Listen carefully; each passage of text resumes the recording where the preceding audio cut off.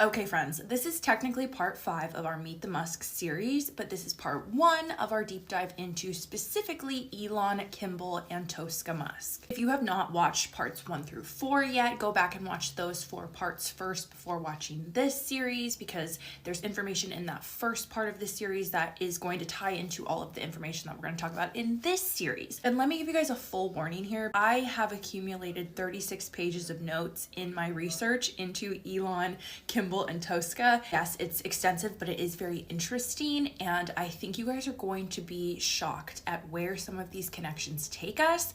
So get comfortable, let's talk about it. I have been working on a deep dive specifically into Elon alone ever since he did that jump at the Trump rally, and I realized just how comfortable Elon was, and I decided that I needed to begin stacking my arsenal to hopefully make Elon's life more uncomfortable. One thing that Elon Musk has heavily relied upon throughout his rise in the tech world and the celebrity world, the business world, and now the political world is the hope that we are too stupid to do our research. He has been banking on the false belief that we the people are not intelligent enough to dig up the factual and highly controversial information surrounding him that would make anyone with a moral compass turn their back on him. The Musk family has relied on this element of mysteriousness surrounding them to be able to get as far as they have without really being questioned or pressed by the public. But there's really nothing mystical or mysterious about the Musk family, and when you take the mystery out of the Musks, you're left with the cold hard and somewhat frightening truth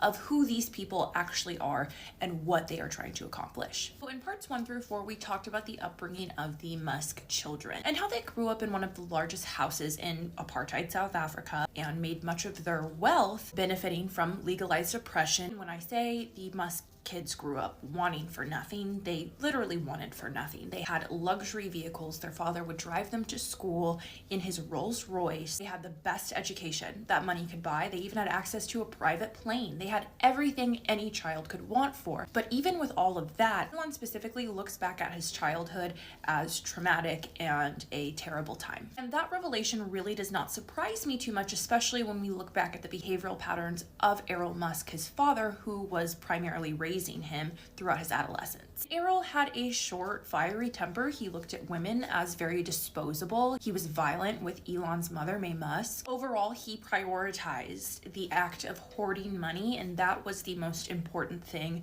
in Errol Musk's life. I don't question the fact that Errol Musk was probably not the best parent to grow up around. And while whatever kind of childhood Elon Musk had does not give any kind of an excuse for his behavior as an adult, especially being someone who has access to resources to get all the kinds of help that he could need to recover and heal from what was or was not a traumatic childhood. But one thing that we have to learn and clock, which we are going to clock multiple times in this deep dive, is that Elon Musk has a pattern of embellishing trauma, his own trauma, to attempt to pull sympathy from the masses. For example, Elon has been called out by South African historians and journalists after a biography was written about him, in which Elon talks about what it was like growing up in apartheid South Africa and how he was so traumatized by the apartheid. But many historians and journalists in South Africa are calling him out for very inaccurate and implausible scenarios that he has allegedly witnessed growing up. In his biography, Elon Musk recounted a time in his teens when him and Kimball traveled to Johannesburg, South Africa to attend an anti-apartheid music festival. Keep in mind, this was in the 80s, if Elon Musk was a teenager at the time when he is recounting this story. And he describes going on a train to Johannesburg. Keep in mind, Johannesburg was a very wealthy area like Pretoria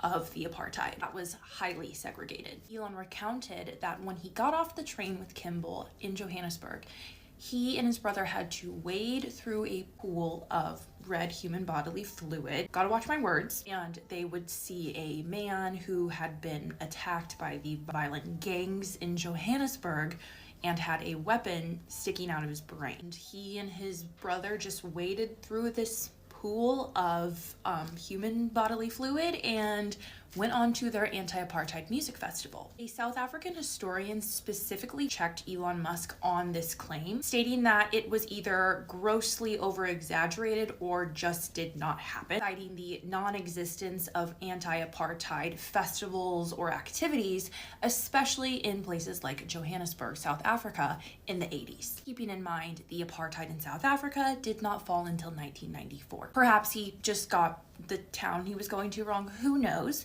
But that was not the only thing that he had been called out by South African journalists and historians for embellishing. Elon has described in his biographies that growing up in having to travel on the train in South Africa was very scary for him and his siblings, but Elon had a very fearless attitude towards the constant gang violence that they would witness on the trains. According to South African journalists, pretty much everywhere in South Africa, trains were fully segregated until after Elon Musk had left for Canada, and the people who were traveling in trains from Johannesburg to other wealthy areas of the apartheid was generally a safe experience. Go to part 2.